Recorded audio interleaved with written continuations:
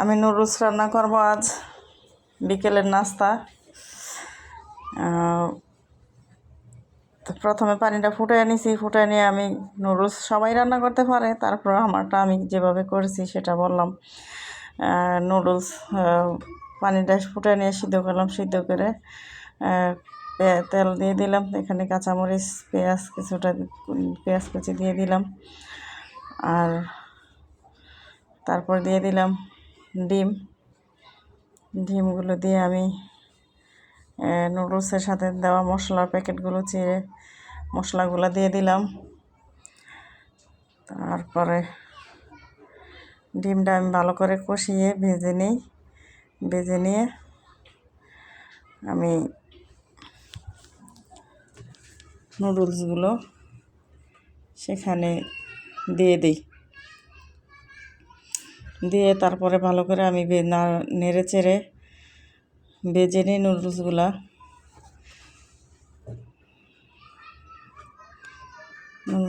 ভালো করে ভেজে না হয় আবার একটা কাঁচা মশলাটা যদি ভালো করে না মিশে তাহলে আবার একটা কাঁচা গন্ধ ফ্লেভার আসে, সেজন্য ভালো করে ভাজতে হয়। আমি যেভাবে করলাম আপনাদের কাছে শেয়ার করলাম, আপনারা কীভাবে করেন জানেন। আর এখানে একটা কড়াই বসায় তেল পেঁয়াজ কুচি দিয়ে দিলাম।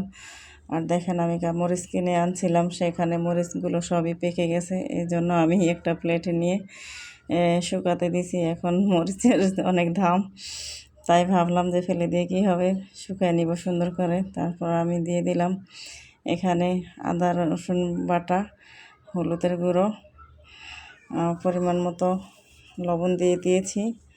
আর এখানে আমি দিয়ে দিব মরিচের গুঁড়ো, স্বাদ মতো জিরা দিয়ে দিব। আমি মশলাটা ভালো করে যাতে কাঁচা গন্ধ না থাকে সেজন্য আমি একটু করে পানি দিয়ে দিলাম। পানি দিয়ে ভালো করে কষিয়ে নিব। মশলা যত কষাবো ততই তরকারির কালারও সুন্দর হবে আর তরকারিও খেতে মজা হয়। দেখেন আমি দিয়ে দিলাম, আমি আলু কেটে দিয়ে রাখছিলাম আগে থেকেই, আমি দিয়ে দিলাম আলুগুলো নেড়ে চেড়ে মশলা মিশিয়ে ভালো করে কষিয়ে মিশিয়ে আমি দিয়ে দিব টমেটো কাঁচামরিচ একসাথে মিশিয়ে কেটে রাখছিলাম, সেই কাঁচামরিচ আর টমেটো কুচি দিয়ে দিছি। এগুলো ভালো করে মিশাইয়া আমি ঢাকনা দিয়ে ডেকে দিয়ে আমি কিছুক্ষণ পর উঠে জল দিছি, সেটা অফ ক্যামেরা দিয়ে দিছিলাম। তারপরে আমি টুকু ঢেকে দিয়ে আবার মাছগুলো ঢাকনা উঠায় দিয়ে দিছি মাছগুলো। তো সবাই প্লিজ আমাকে একটু লাইক কমেন্ট শেয়ার করে সবাই আমার পাশে থাকবেন। আমার ভিডিওটা একটু যদি ভালো থাকে তাহলে যদি ভালো লাগে তাহলে আমার একটা লাইক কমেন্ট করে সবাই আমার সাপোর্ট করবেন, পাশে থাকবেন।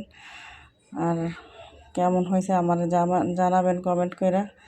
নতুন হয়তো আপনাদের মতো হয় না, তো আল্লাহর রহমতে ইনশাল্লাহ ঠিক হয়ে যাবে। সবাই আমার পাশে থাকলে, সবার দোয়া থাকলে সবাই আমার জন্য দোয়া করবেন, আমিও সবার জন্য দোয়া করি।